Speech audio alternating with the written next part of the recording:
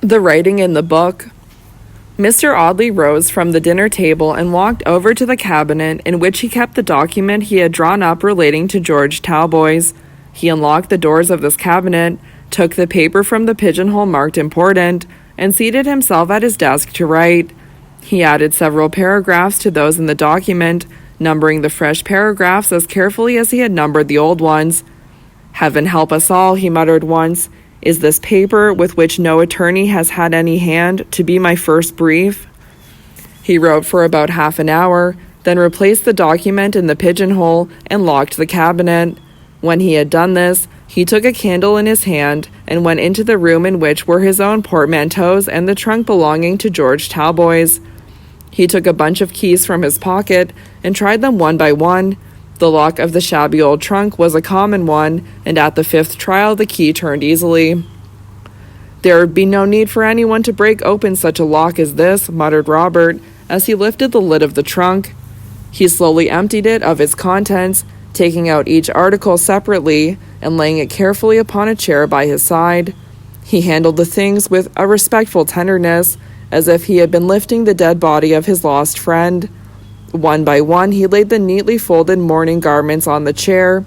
He found old meerschaum pipes and soiled, crumpled gloves that had once been fresh from the Parisian maker, old playbills, whose biggest letters spelled the names of actors who were dead and gone, old perfume bottles, fragrant with essences, whose fashion had passed away, neat little parcels of letters, each carefully labeled with the name of the writer, fragments of old newspapers, and a little heap of shabby, dilapidated books, each of which tumbled into as many pieces as a pack of cards in Robert's incautious hand.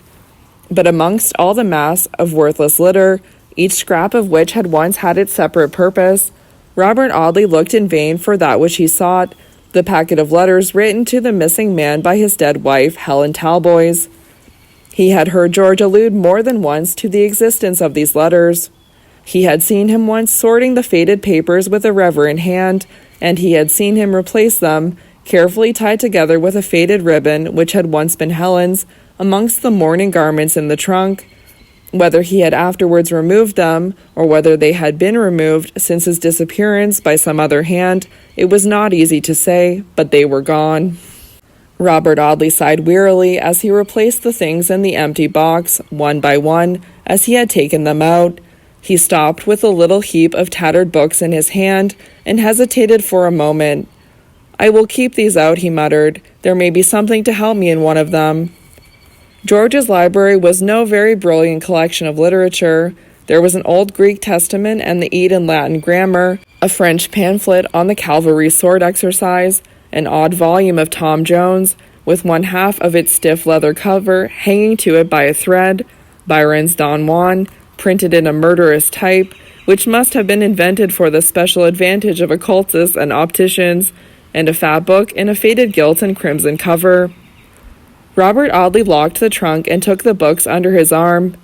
Mrs. Maloney was clearing away the remains of his repast when he returned to his sitting room. He put the books aside on a little table in a corner of the fireplace and waited patiently while the laundress finished her work. He was in no humor even for his meerschaum consoler. The yellow-papered fictions on the shelves above his head seemed stale and profitless.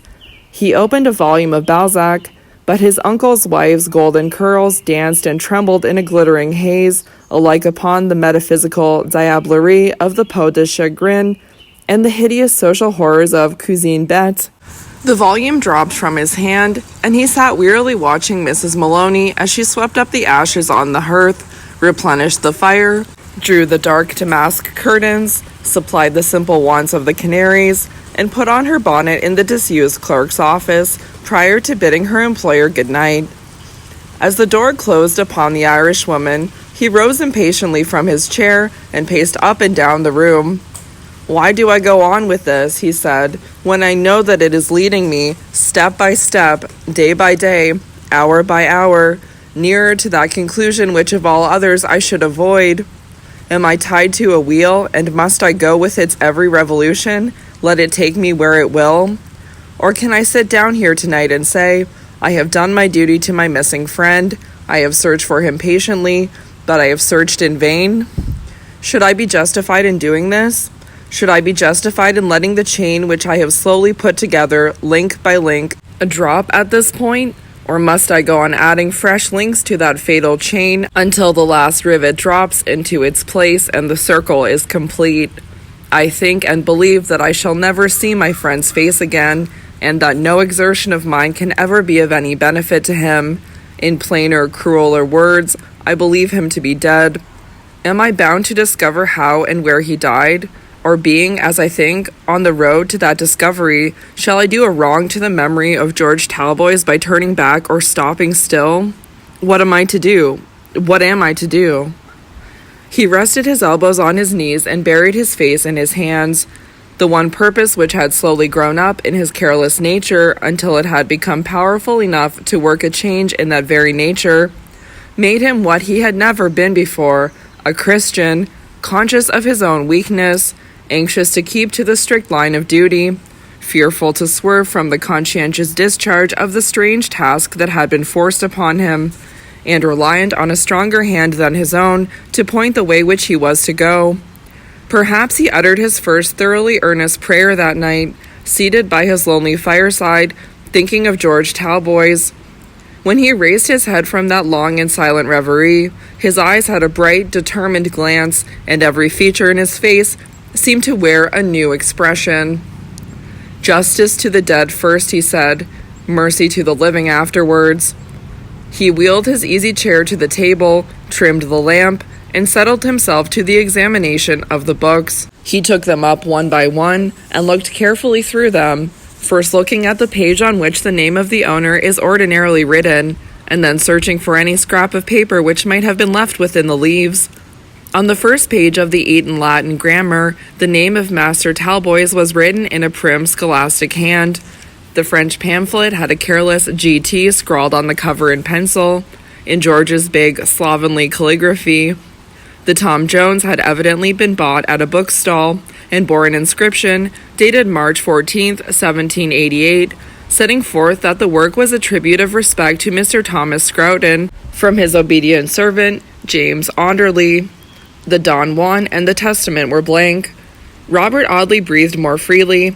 He had arrived at the last but one of the books without any result whatever, and there only remained the fat, gilt and crimson-bound volume to be examined before his task was finished. It was an annual of the year 1845. The copper-plate engravings of lovely ladies who had flourished in that day were yellow and spotted with mildew, the costumes grotesque and outlandish, the simpering beauties faded and commonplace. Even the little clusters of verses, in which the poet's feeble candle shed its sickly light upon the obscurities of the artist's meaning, had an old-fashioned twang, like music on a lyre whose strings are slackened by the damps of time. Robert Audley did not stop to read any of these mild productions. He ran rapidly through the leaves, looking for any scrap of writing or fragment of a letter which might have been used to mark a place. He found nothing but a bright ring of golden hair, of that glittering hue which is so rarely seen except upon the head of a child, a sunny lock which curled as naturally as the tendril of a vine, and was very opposite in texture, if not different in hue, to the soft, smooth tress which the landlady at Ventnor had given to George Talboys after his wife's death. Robert Audley suspended his examination of the book, and folded this yellow lock in a sheet of letter paper, which he sealed with his signet ring, and laid aside, with the memorandum about George Talboys and Alicia's letter, in the pigeonhole marked important. He was going to replace the fat annual amongst the other books, when he discovered that the two blank leaves at the beginning were stuck together. He was so determined to prosecute his search to the very uttermost, that he took the trouble to part these leaves with the sharp end of his paper knife, and he was rewarded for his perseverance by finding an inscription upon one of them. This inscription was in 3 parts and in 3 different hands. The first paragraph was dated as far back as the year in which the annual had been published, and set forth that the book was the property of a certain Miss Elizabeth Ann Bince, who had obtained the precious volume as a reward for habits of order, and for obedience to the authorities of Camford House Seminary, Torquay. The second paragraph was dated 5 years later, and was in the handwriting of Miss Bince herself, who presented the book as a mark of undying affection and unfading esteem, Miss Binns was evidently of a romantic temperament, to her beloved friend Helen Maldon. The third paragraph was dated September 1853 and was in the hand of Helen Maldon, who gave the annual to George Talboys, and it was at the sight of this third paragraph that Mr. Robert Audley's face changed from its natural hue to a sickly leaden pallor.